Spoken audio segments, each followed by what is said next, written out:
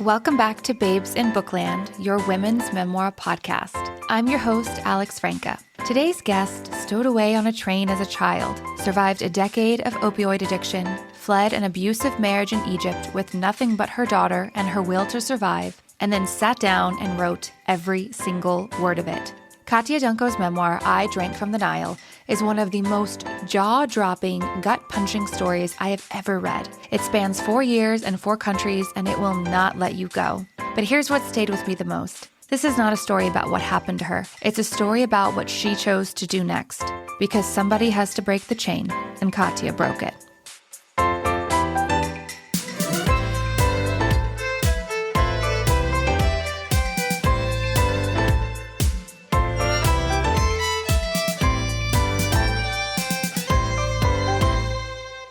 Hello, Katya. Thank you for coming on the show. Alex, thank you. It's so awesome to be here.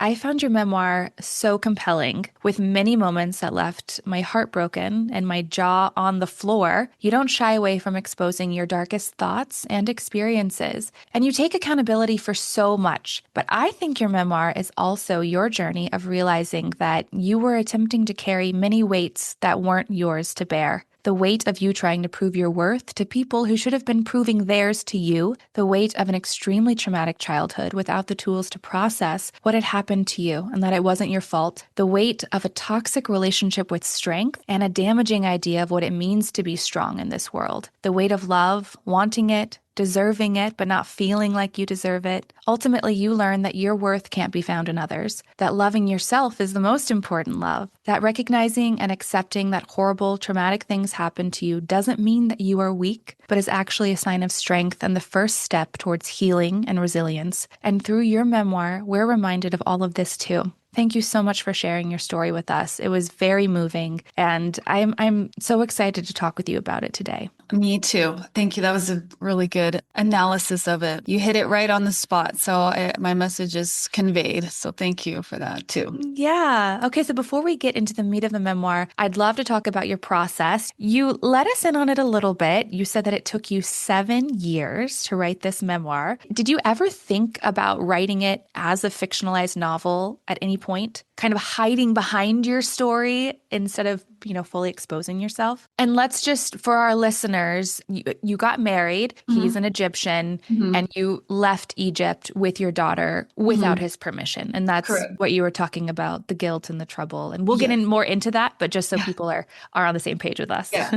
I did, because it kind of reads like just such a shocking story that it is almost made up. But interestingly, I started writing, with my real name. So Katya Dunko is my pen name. And then when I realized that I don't have to use my real name, I was more inclined to write it as a memoir, just for reasons like, I can talk more about the reality of it because my story is so unconventional and there's a lot of trauma. So, making it as a novel, it'd be like, oh, okay, that's really great imagination. But I'm like, but this really happened. Yeah. And so, having a pen name for me is just a protection for my daughter. Yeah, that makes a lot of sense. And I think, you're right. There are a lot of shocking moments. So there is such a power in you saying, guys, this is the truth. These things actually happened to me. I had to experience this. I had to move through this to be where I am now. And I think it can provide a lot of hope to people who are going through a lot of dark moments themselves, who maybe don't see that light at the end of the tunnel. I think you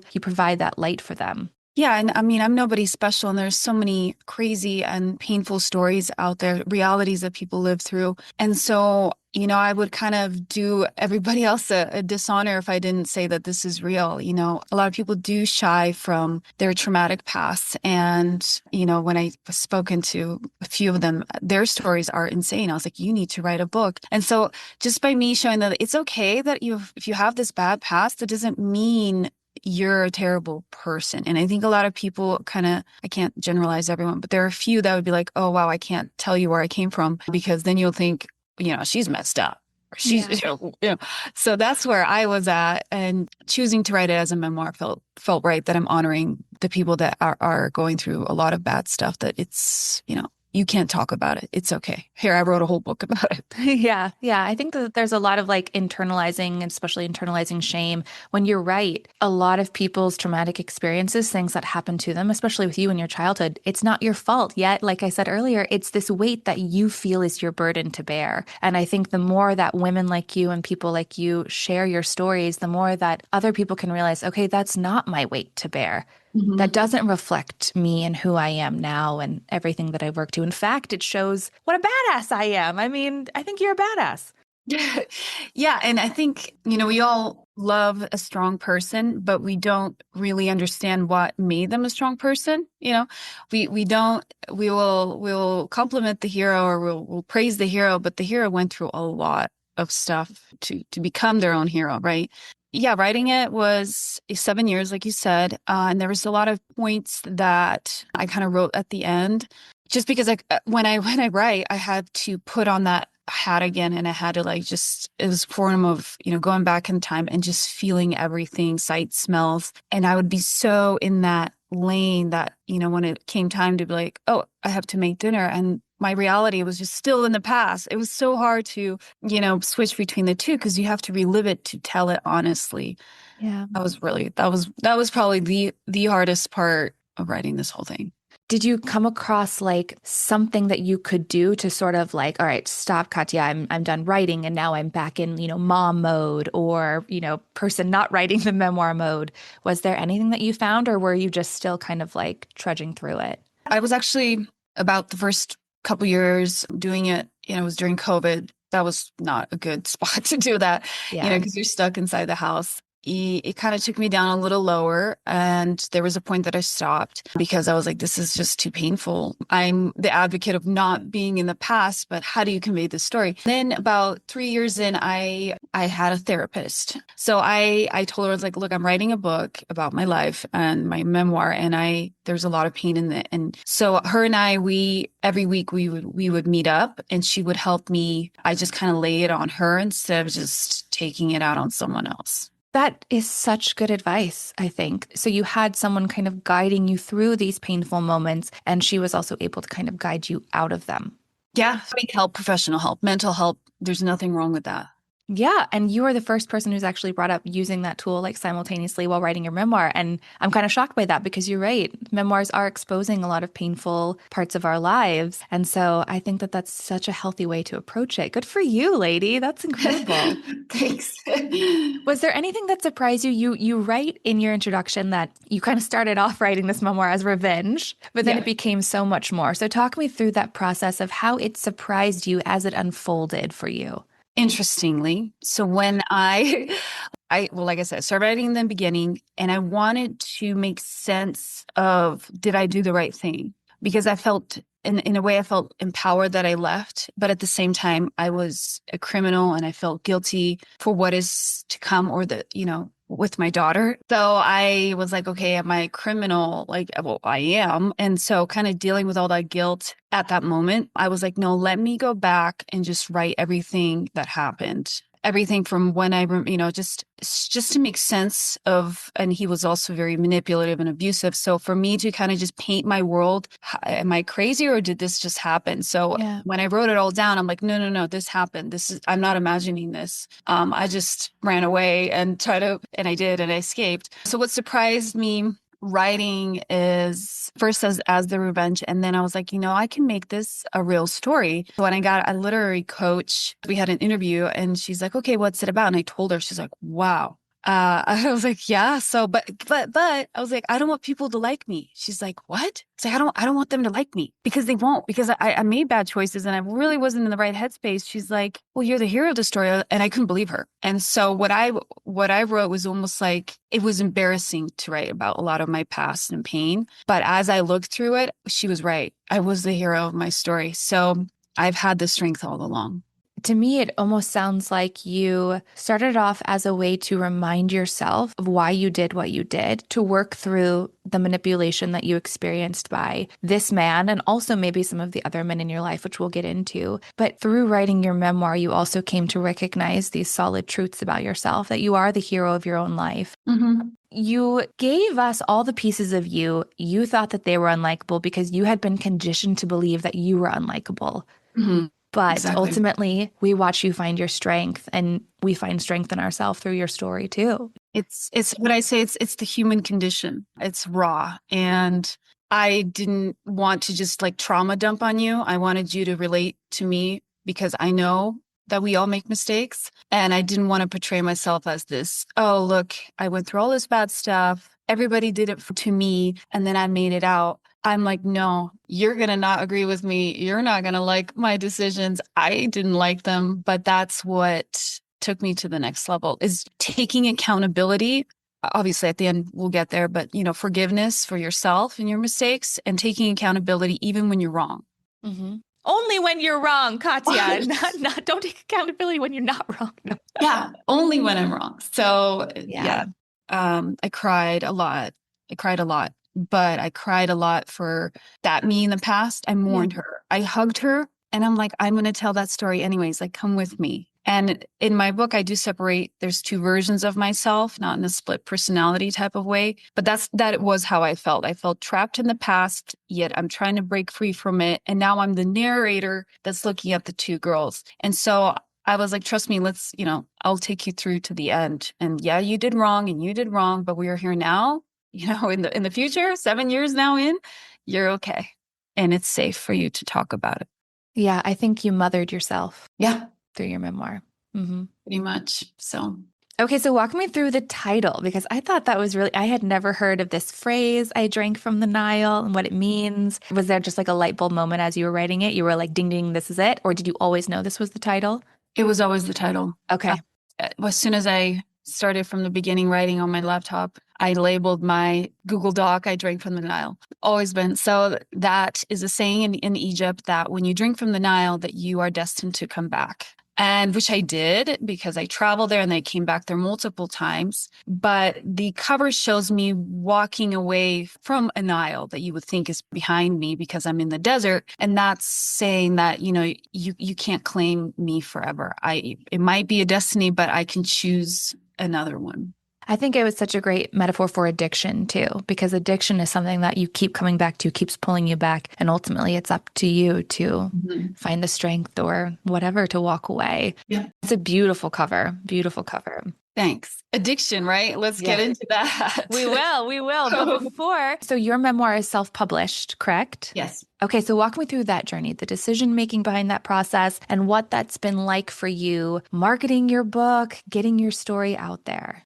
So like I said, I was working with a very good literary coach and a company that helped, get you your manuscript out. She's like, we need to tie everything. We need to tie everything. So working through that. And then she suggested, you should try to get it traditionally published. And I queried like 100 agents. I think it was like almost a year, and I got no's. But even that I got a reply was really nice. Hmm. And when you're querying agents, it's a process. It's wait 3 weeks. You don't even know if they're going to write back, but a lot of them wrote back to me, and they're just like, it's a powerful story, but that's not what I'm looking for right now. And then I just kind of got tired of waiting around, and I was like, I just want if it changes somebody's lives, I want to get it out there. I just need to close this and focus on getting this story out there. Hmm. I learned a lot myself. The formatting, I did it myself. I went to places like Upwork and things to have it copy edited. So I went through a lot of editing processes. And eventually, right now, what I'm doing, Instagram, my readers here, I do some Google and Amazon ads. And then I approach the Barnes and Nobles here in Reno, Nevada, where I'm from. And I'm actually have a book signing in March. Oh my gosh, congratulations. Good for you. Yeah, so I just doing it myself. Yeah. And I feel like it's my baby and I'll carry it through. And the story I think will sell itself. And I'm not in it to make money. Really, it's not what my goal is. I've put so much more money into it than I think I'll ever get back. Yeah. But it's something that I'm honoring what my goals were with it and just keep pushing it.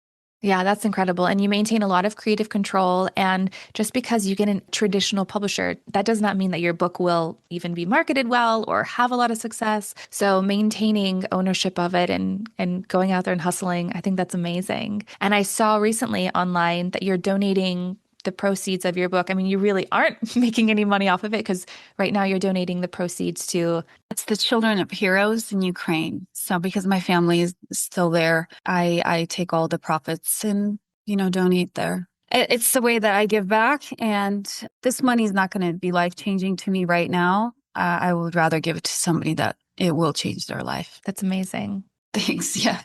Okay, well, let's get into your memoir. So tell us about your story. To me, it was very much the phoenix rising from the ashes. Your childhood, you had to grow up really fast. We'll need to read your memoir to get the fuller picture, but just to kind of set up the rest of your journey. So I grew up in a post-Soviet, well, I was born, it was still the Soviet Union, but it fell apart in 91. And, back then we lived in a very poor neighborhood, outskirts of Kiev, the capital. And, as a child, my playground was, the woods. I was very out, I loved to be outdoors. We were poor. There were times my grandma had to steal food. I had like one toy to play with. I remember it was this little bear. My mom was young. She was going to medical school. And I always remember just medical books everywhere. I learned a lot about things I probably shouldn't know just by pictures. She was never really home. My grandmother took care of us. We ate, she fed us, but there was 7 people living in a 500 square foot apartment. It was very small, Soviet blocks, still like that today. And when she went in as like kind of a joke with her friend for this dating kind of interview to send like the VHS tapes abroad, she didn't think she was going to get picked. It was something they did as a joke. And then we get that phone call that this, man from America wants to come meet you. And she didn't remember who this was. She kind of hung up, and I remember the home phone ring again. And it's like, no, he's coming in a month. He wants to meet you. That opportunity kind of my mom took as like, wow, this is our way out of, she wanted more. So he came, they married, and then we immigrated, which we tried a couple of ways. We tried to go through Mexico. That didn't work. I remember we were there for like 3 weeks, just standing in line at the embassy. I was 8. Wow. And then so we were sent back. And so how I left Ukraine was because my father left so early, we couldn't find him to get permission to let me out of the country. So they actually stowed me on a train. From Kiev to Poland. I had to hide at the customs control. Wow. Yeah. So then we got to Poland, and then we had a flight. My mom had some. So basically, it's interesting how it's like I kind of did the same thing with my daughter.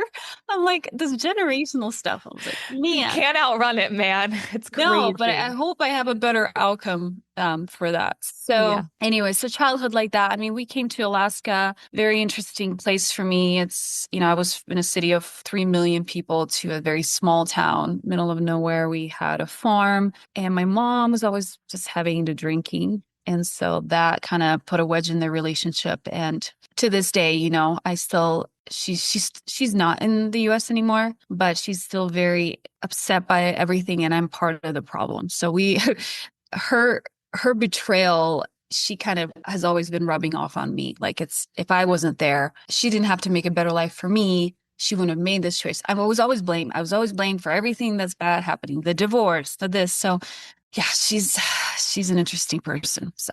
And what do you think that you were internalizing as a young child and then later as a young adult about your own worth and your value and your deserving to be loved? Because that's what we see play out, I think, in your memoir is Yeah, it's these ways that you were conditioned as a child to believe that you didn't matter and that you were a burden.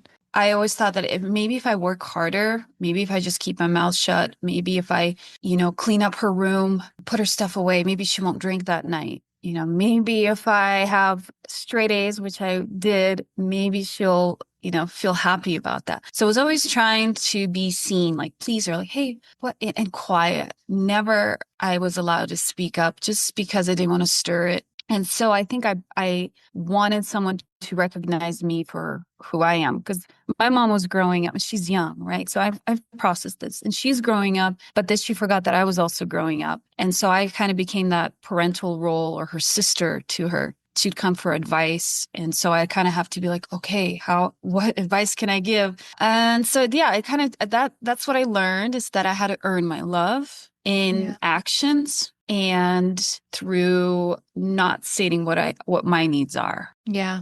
And that if you weren't receiving love, that it was your fault It's and my your fault. problem to fix. Mm-hmm. Yep. And at a certain point, it seemed like she almost started to view you as a competition. You write about being beat up by her Mm-hmm. because her boyfriend at the time was paying more attention to you, Mm-hmm. covering your bruises with makeup. And you had no one in your community, no teachers, no one ever come to you and say, Katya, are you okay? Is something happening at home? I had a friend ask because then I started living. Well, I didn't live with my mom on and off, like from 14, 15, 16. She left when I was 17. We kind of lived on and off. I'd live with friends, but I loved my mom. So this is not from a trauma. This is kind of like I realized the Katarina in me. I'm very loyal. I would love you even for your wrongs, but there's people that abuse that. And I'm saying with anyone, like they'll abuse you for your good qualities. And that also means a parent because a parent knows you more, right? Yeah. And so I didn't want to rat her out because I loved her.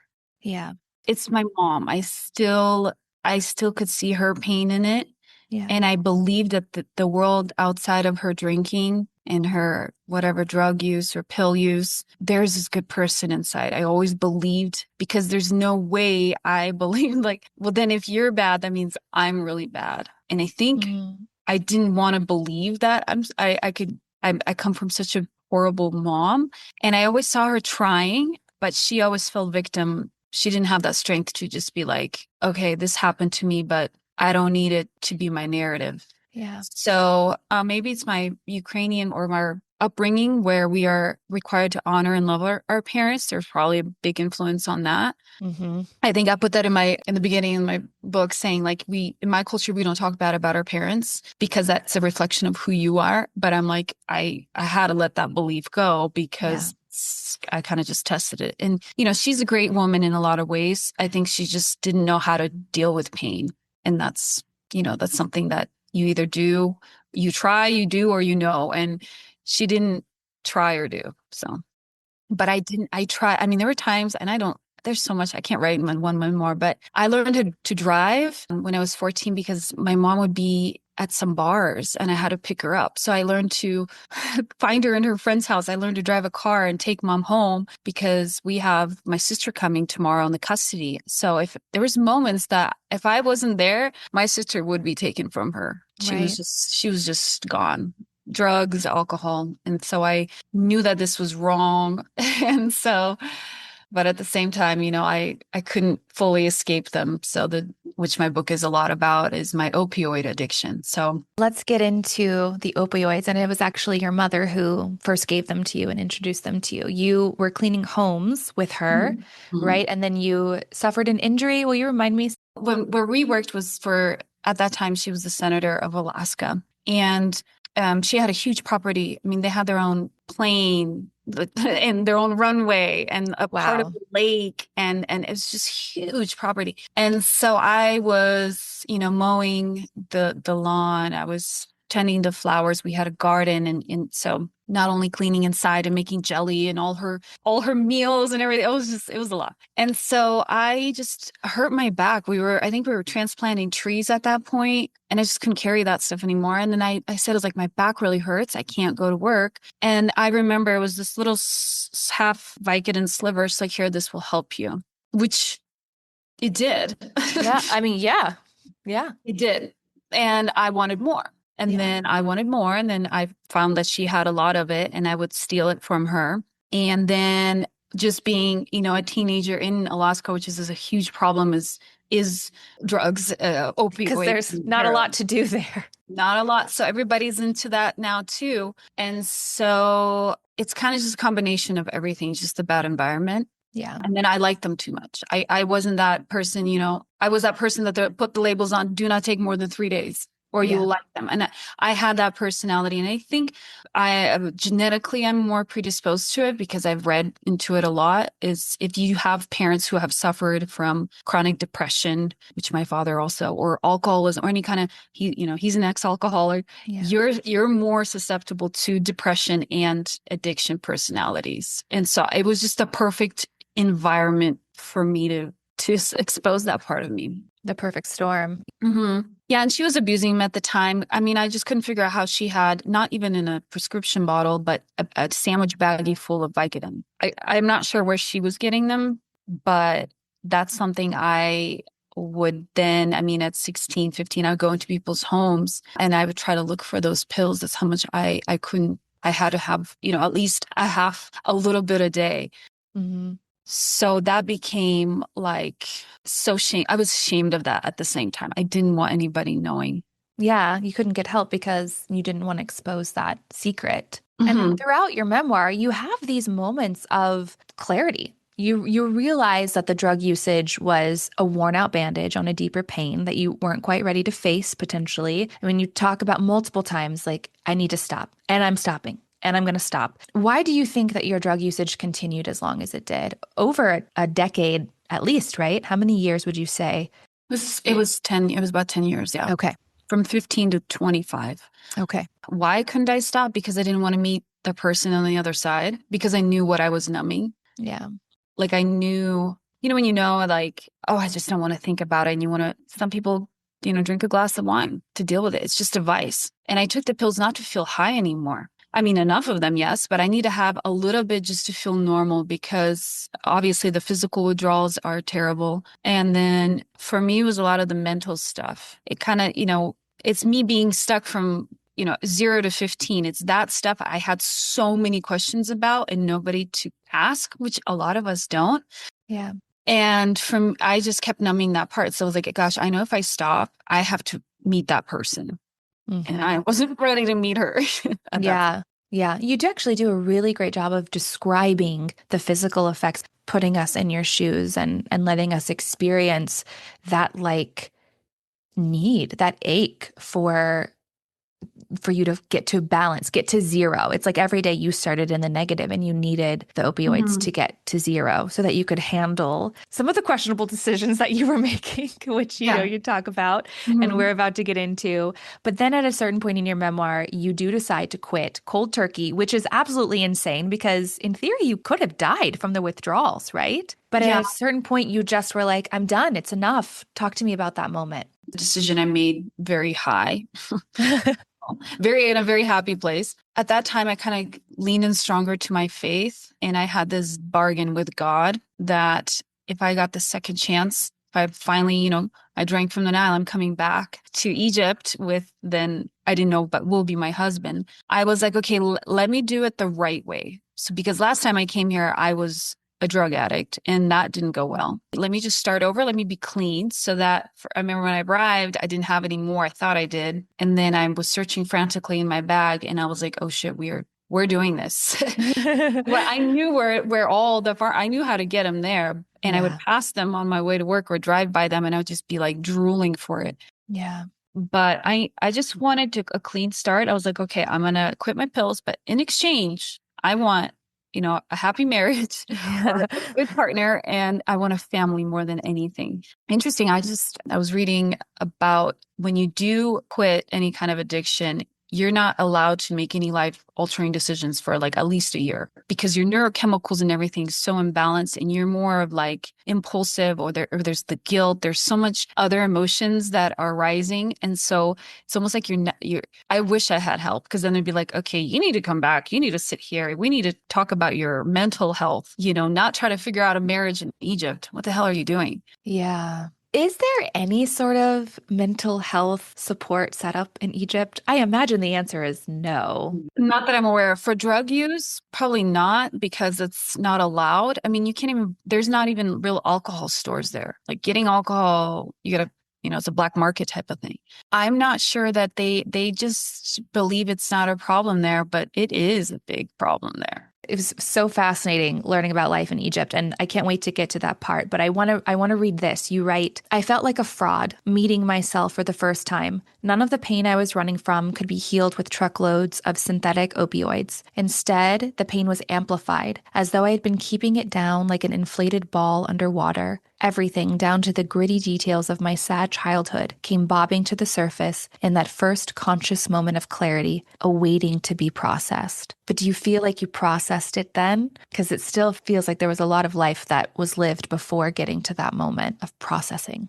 I think I did in my private time. And I think the biggest process, because the next thing I read about is, or continue that, is my mom and kind of seeing that, the anger I felt for her, which, as I just said, like there was something I always loved her. Yeah. So I think just letting my anger out and realizing, no, you were wrong. I don't like what you did to me. Where before I'm like, oh, poor mom. No, I'll just help you. I see what you're doing.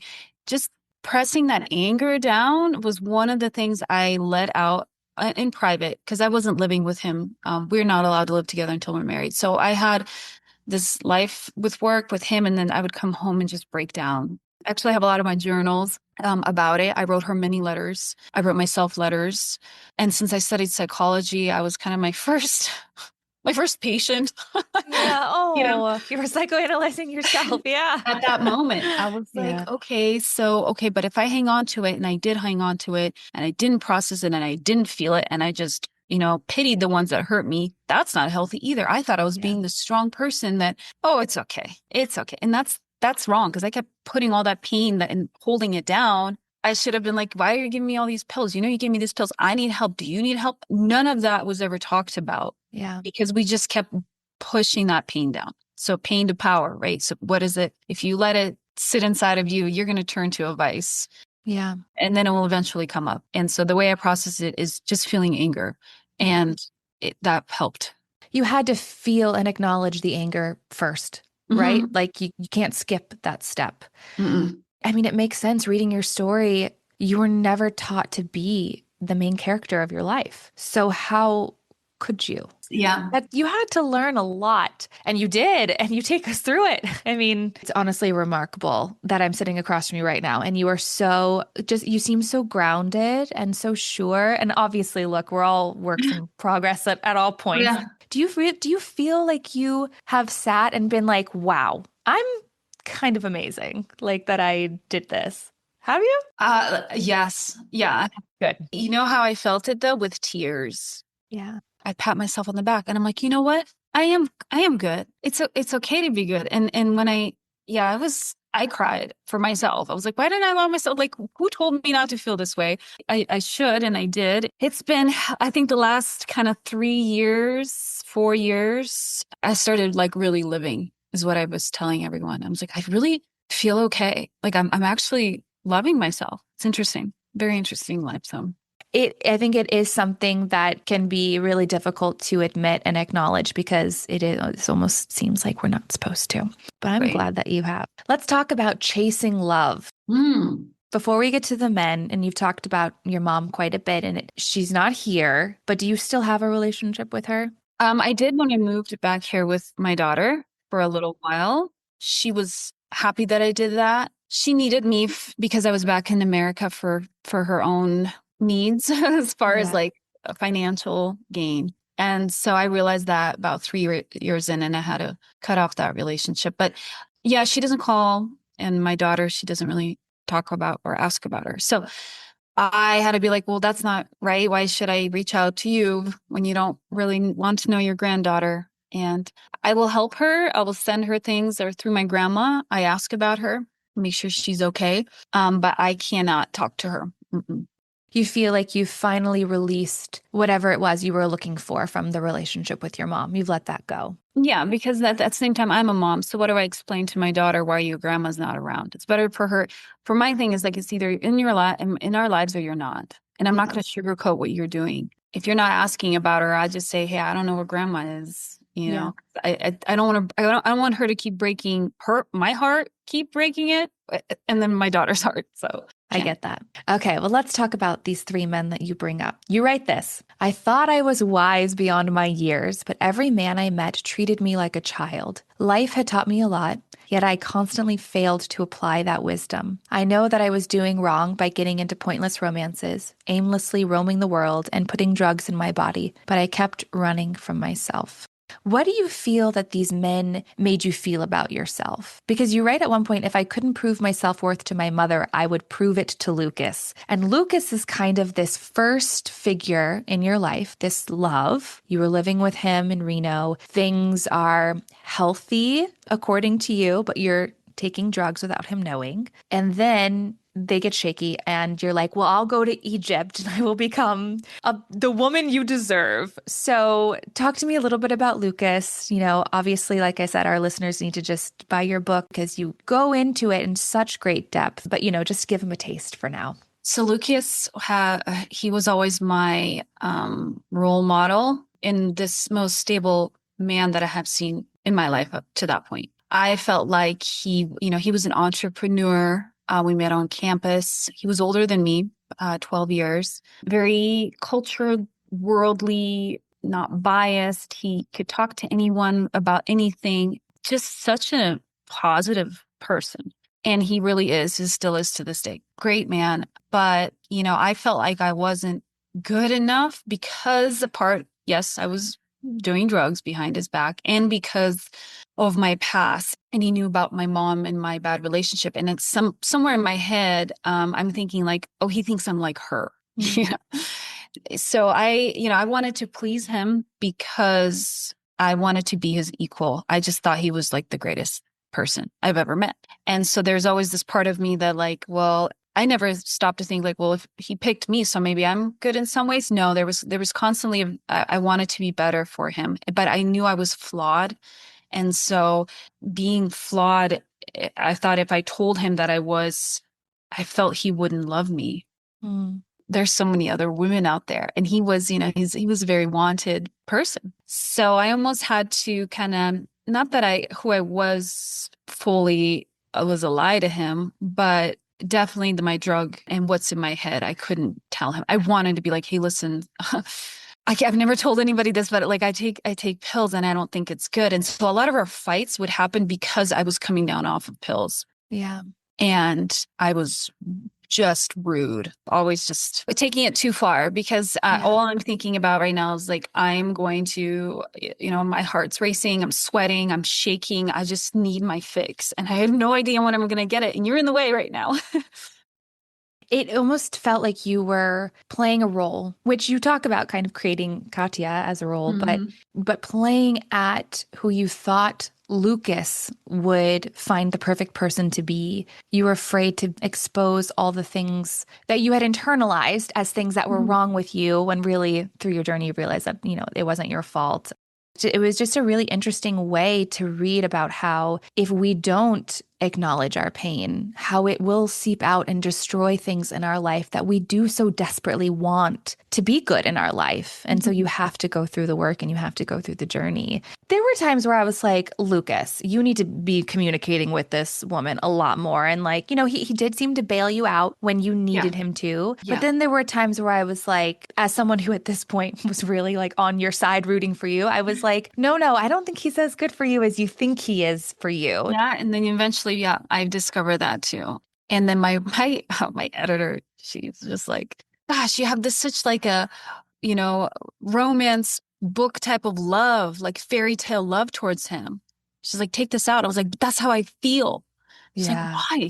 He hasn't been that for you. I was like, because again, I see the good in people. Yeah. But I'm afraid to show you. Your whole self. Yeah. Yeah. Yeah. Yeah. No, I'm glad you kept that in. I think that it's important for us when we see stories like that where it makes us reflect and be like, how have we idealized, romanticized this person, put them on a pedestal when no one deserves to be put on a pedestal above us? Yeah. Really, in a partnership, they should be your equal. You should be free to expose all of the quote unquote damaged parts of yourself. Yeah. And they should be free to do that to them too. Hmm. It just wasn't a relationship that was destined to work at that point. Exactly. Talk to me about this moment where you decide, of all places, that Egypt is the place where you're going to go to prove your worth to Lucas. We traveled there during the revolution. So we actually stood out in the streets of Tahrir Square protesting in 2012, December, early December. It was one of their biggest uprisings, and they overthrew Mubarak. Anyways, what a wild time to be there. And so we got this Egyptian hot blood flowing through us, and he was like, God, this is such an amazing place where people are fighting for their rights and women, restricted. And there's just the youth is rising up. We loved Egypt as tourists. We did. Because we kind of, when we went in, we blended in with the local stuff. We were very good at doing that. And so I thought, how do I prove that I'm capable and worthy and worldly? I was like, well, if I just go to Egypt, because that was one of the places we both liked. Yeah. It was such an impulsive choice. Looking back now, not when it was happening. For me, it was so real because both of us are very worldly, this wanderlust people, and he still is very connected with all kind of world problems and everything. When I made that choice, it doesn't really make sense for anyone that's kind of here, in their city and like this is your next step. We saw our life and the way that it can go on a world scale because he moved to Ukraine and he moved to Turkey. And so I was like, okay, well, I'm just gonna, and to him, like, if I say this to anybody right now, I was like, hey, I'm going to move to Egypt and figure things out on my own. They'd be like, okay, you're crazy. So the context is we are very wanderlust kind of globalists. It made sense for you It made sense too. for me. But then when you get there, how quickly were you like, oh no? I mean, you talk about the sexual harassment. At one point, you quote the statistic that 98% of females have experienced a form of harassment in public. Mm-hmm. You write the male population was thinking that it was your fault for Mm-hmm. attracting attention. Mm-hmm. That's living dangerously every single moment. And on top of that, you were also trying to get these pills at these pharmacies. I mean, this was wild. This was wild to read. Wild to rewrite it too. So when I realized like, okay, this could be really bad was kind of a weekend, and I realized I'm not with a man because that last time I traveled, I was with him. Yeah. So he's by my side. They just, oh, welcome to Egypt. Nobody says anything. But then I was alone and it got more hostile. And then it just clicked. I was like, no, well, duh. We know that there, women that are harassed here and we've seen it. And then I was like, damn, I didn't think it through, Yeah. realizing that, it was hard to get the pills. I started panicking, but I was so determined to prove myself. So like, again, no self-worth at the time, right? So Yeah. this is what carrying pain and not understanding or loving yourself can make you do. And then when you're kind of trying to chase love without healing those parts of yourself, you're just not gonna make the right choices. Yeah. That's what basically I'm trying to convey, but I'm doing it at a very extreme, which is real Egypt setting. But it could happen, next town over. And so at a certain point, you meet some men in Egypt. And at first, they seem like they're the answer to some sort of prayer. And things quickly turn south, specifically with Rami. Yeah. And that was a really scary situation to read about you being in. Mm-hmm. I feel like you were literally fleeing for your life from that relationship. Yeah, it was scary. I mean, I thought I thought he was going to hurt me beyond what he already has done, Yeah. Yeah. with the sexual abuse and things. And I was under a lot of drugs too. I mean, GHB, I was doing, cocaine. Do you know what GHB is? Mm-mm. So it's the date rape drug. Oh, okay. Okay. So GHB was what he was giving me. Yeah. Like I explained it, it feels like you're just very drunk and just loopy. And then all of a sudden you'll go into REM sleep, but you have no memory of sleep or like an hour or What two happened to you? leading up to that point. You could Yeah. you could be fully aware, awake, but a lot of the times this is what they give when it's a date rape drug. You're taking us through you hitting rock bottom, but also getting involved with a lot of toxic people. The toxic people dragging you down, but also not feeling like you were able to break free. But then you meet Amir. Mhm. At the beginning, I was like, this is not going to be your husband because I knew, your story where it's like you had to flee your abusive husband. And I was like, oh, this guy seems great at the beginning. So because of Rami's abuse towards me, I had to hide in this, and really I need to get out of this country because it was bad. And so during the time when I was kind of looking or staying low, waiting for Lucas to respond here back from the States saying, I told him, I was like, I need a ticket. Can we rekindle? Please, I was wrong. There's just I said everything but my addiction. I Yeah. told him everything but that. So when I met Amir, he helped me with some paperwork and my visa was expired. So I learned to trust him, and I haven't learned to trust any Egyptian person really ever since, or the Yeah. whole time. So he was like a breath of fresh air, but right at the end of my journey there, he was my hero more than once throughout the book. And that's Yeah. where I fell in love with him. I was like, okay, well, this man has been with me through everything. He knows a lot about me, and he's still choosing me, unlike Lucas, who has, only wants me to be strong and worldly and appreciative, and but Yeah. fails to see the broken parts. So eventually, I chose Amir over Lucas, and try to build a life with him. You smartly say, let's get married in Ukraine, because you Hmm. write, I didn't trust the Egyptian system where faith and law were so tangled together. Hmm. And the ultimate goal for both of you, Hmm. so you thought, was to go to America and raise your family there and become Hmm. Americans. Do you Hmm. think Amir was ever actually interested in that? I think he was. I think he was. But when I fell pregnant, he probably realized, like, wow, she needs to be brought up as a Muslim. And how do I, and she needs to be brought up with my values. Like, yeah, I think after learning, because I got pregnant a month into our marriage. And so it hit him really hard. But I think maybe there was like cultural influence. Like, how could you just take your Muslim born child out of Egypt? You're here with us. This is your family. And I didn't have a family that would be like, no, you come live with us. Or so I think that started putting a wedge in him. The true colors started showing, as in like you can take somebody out of their country, but you can't take the country out of them. Pretty much that's what was happening. He's kind of, the circles around him was probably saying like, oh, she will settle down. She's going to have the baby. She'll accept. She'll be focused only on the child. Everything's going to be fine. And I wasn't focused on that. I was like, we need to get out of this country. 100, like now. You were very strong-willed, which was not the culture. Mhm. And what was interesting to me was that seemed to be what excited him about you Yeah, until right. all of a sudden it was a problem. Until it came, we can talk about all this stuff but when it comes time to actually play those cards, Yeah. he was like, whoa, whoa, whoa, we're moving. I'm like, yeah, we're moving right now. We're moving. Like, let's start. I'll Yeah. do whatever it takes. It's like, oh, okay. No, no, no, no, no, no, no. Wait a minute. I'm telling you, I mean, reading it is crazy. Living it was crazier. And then writing it was like, what the heck? What? I can only imagine. I was like, Katya, what were you thinking? And I was like, no, I got to put that in there because that's what I was thinking. Yeah, totally. You would have done yourself a disservice. And I mean, it was so great for us to experience the whole magnitude of your own confusion play out as you were attempting to navigate all of it, Hmm. because it just makes you so human and it makes you so relatable. You never pretended to have it all figured out. That was what you were searching for.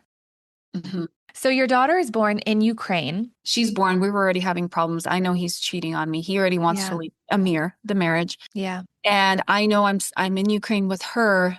And because we're still married and under Ukrainian laws, we had to abide by Ukrainian laws. I would have to have his permission to even leave the country with her.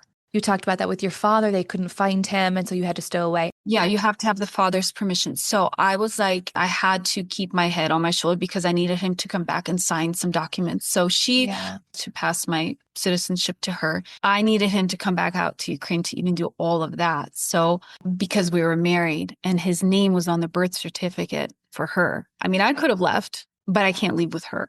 Right. So at that point, I knew I needed to get out. I had to play somewhat cordial, swallowing all that crap he's putting onto me just for him to come back and sign papers. So we can leave and get his permission. But the permission he gave me, and I remember him signing it. He only put the country to go to was Egypt. And I was like, I looked over at her and she's like, well, isn't that where you're going? I'm like, well, yeah, I couldn't include that in there, but I was Right. worried. I was like, so I can only go to Egypt with her right now. And so I was like, okay, well, then I'm going to go back to Egypt because two things. At that point, I was so tired of fighting. You had also like just given birth. You were extremely postpartum at this point, weren't you? Oh my gosh, I couldn't walk next to a set of stairs without thinking I'm going to fall. Yeah. Constantly thinking, you're a mother. Yeah. Yeah. Those intrusive thoughts. Yeah. Yeah. 1,000 times. Yeah. The depression, the tears, the can't sleep, my nipples are leaking, everything. Yeah. painful. And then I'm trying to navigate maybe a divorce documents and where are we going to live? And I was just like, okay, let me at least fight for a family. I'm going to try that because that has been what I've wanted, right? So I'm going to Yeah. stay true to myself. Maybe he'll leave his mistress. Maybe this is the way he's processing like some fathers do. Yeah. I'm giving him the maybes that I've given to my mom and Yeah. everybody in my life. And then when it's like, that's when I just broke. I was like, I can't keep playing everybody's game. I got to Yeah. stand up for what I believe. And do you feel that it was your daughter, Sophie, who really finally gave you, I guess, the strength to stand up not only for yourself, but for her as well? Yeah, I have this one shot to make it right as a mother. And so I was like, gosh, I can't, then I'll just bring all of my problems onto her. I had to create my own rock bottom, but on my own terms. And that meant taking her from her father. I don't know what's going to happen. I needed to clean everything. I don't care about my material stuff. I don't care. I need to restart because this is my choice to restart, my rock bottom. So Yeah. she really helped me understand that I don't have to be playing their games. I don't have to be, I mean, the mistakes that we're both making, I can just start over and I don't need to ask for permission from anyone. Already see where it's going. I would be sitting at home with her in Egypt. He's moved on to another family. I will not be happy, and therefore she won't be happy. Happy kids have happy mothers. I wasn't happy there. He knew that. So how can I be a good mom when I'm suicidal, depressed, crying?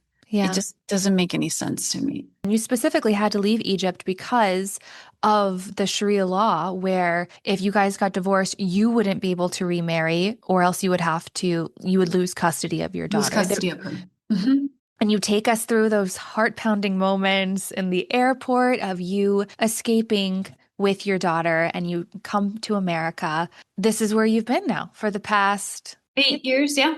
And you write, I finally understood my mission to live for myself and for Sophie. Sophie was my clean slate, my second chance. How have you capitalized on this clean slate and this second chance, Katya? Well, wrote it all down. I have started kind of back on my career path of, in medicine. So I'm doing nursing school. I had to get on my feet, but getting on your feet with this baggage is also very careful. I'm sober still to this day.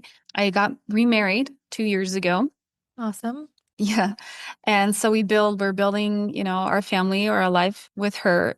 He's a great father to her. Who am I now? I'm still ambitious. I'm realizing that, it's okay to start over in your 30s.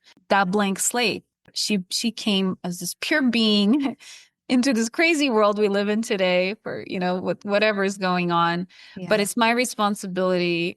She's my family now. And that's because if I raise her in a healthy way, then she'll raise her children in a healthy way. This is a generational trauma and pain that I'm talking about. Yeah. Through her, I'm healing my own childhood. I do things with her that my mother never did with me. We're having, great time together. Are you still in therapy, or is it something that you kind of have popped in and out of? Stopped. I went through a lot of therapists here in town. They're tired of me. Kidding. You know which one really helped? And this is in my early time of writing. There's a therapy called narrative therapy. Mm, It's basically you tell them your life story and they help you rewrite it. It's kind of restructuring what you think about what your life was. And so where I used to take it as I'm full of pain and trauma, I now see it as resilience and strength and beating the odds. It's how you see it. Yeah, how you frame it. So when I used to see it as like, oh, my mom, and we're all this and that and this and that, that doesn't help the cause. And I didn't choose that, but it is my choice to break that. That's my responsibility to not let it hurt me. yeah. I'm so appreciative that you bring it up because I think it is a really powerful therapeutic tool that not a lot of people know about. Hurt people hurt people. It's like somebody has to break that chain. And I think at the end of, and the epilogue is what I mentioned that, pain is this virus that we can't escape from. It affects all of us, but it's what you do with it. You can either let it destroy you. We can dwell in it. We can cry about it. We can channel it any way we want. But I think the most important thing is just to not pass it on to someone.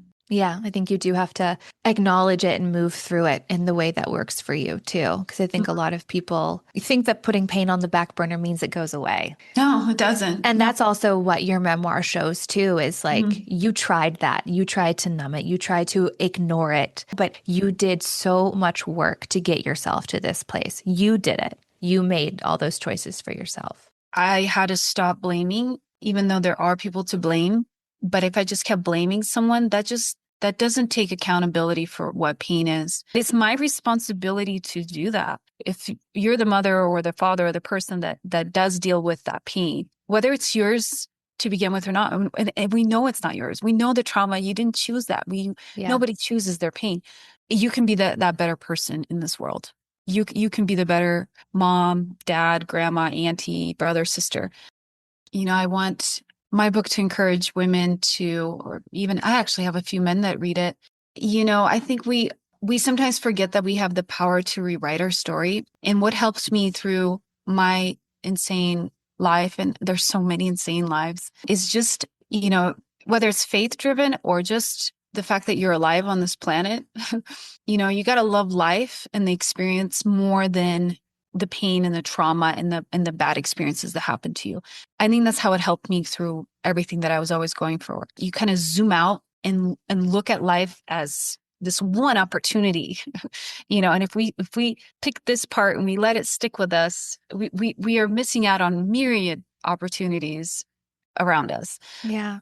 So that helped me even when I was the lowest with Rami, in that house. I was like, this is not how it can be. That determination just to love my life and the possibility that I am alive now and I can do whatever and be whatever was a lot of the time my catalyst. So it's my way of kind of putting faith without putting a name on it, is just love the opportunity that the life can bring you.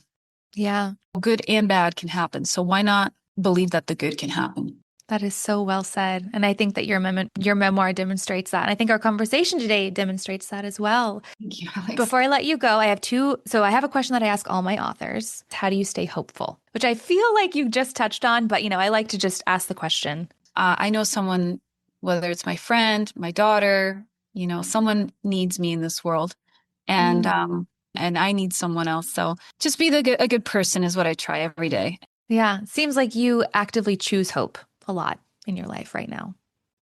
Yeah. Okay, I'm reaching into my jar. Now, these questions range from, kind of silly and sassy to, thoughtful and reflective. So here we go. Let's see what Okay. fate has for Katya today. Ooh, what book has changed your life? Mm. Honestly, Eat, Pray, Love. Okay. Hey, I love that book. So, I read it while I was traveling too. And she was kind of like my best friend through when I was solo traveling through the unknowns and kind of getting in touch with my spirituality and the possibility of these outcomes that you won't expect happening. But there's so many different things that can come out of yeah. it, and be true to yourself.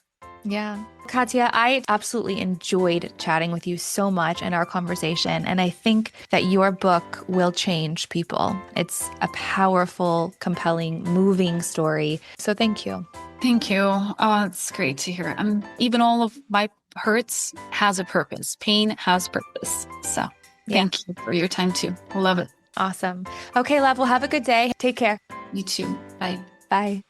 And thank you so much for listening. If you'd like to further support the show, you can subscribe on Apple Podcasts or Patreon for bonus content, or you can find some of our cute merch at TeePublic. Be sure to tune in next week when author Linda Rhodes joins the show to discuss her memoir, Breaking the Barnyard Barrier, A Woman Veterinarian Paves the Way. This is the story of how Linda, through grit and tears, made her way in a man's world and blazed a path that prevailed against career stereotypes. Until then, take care.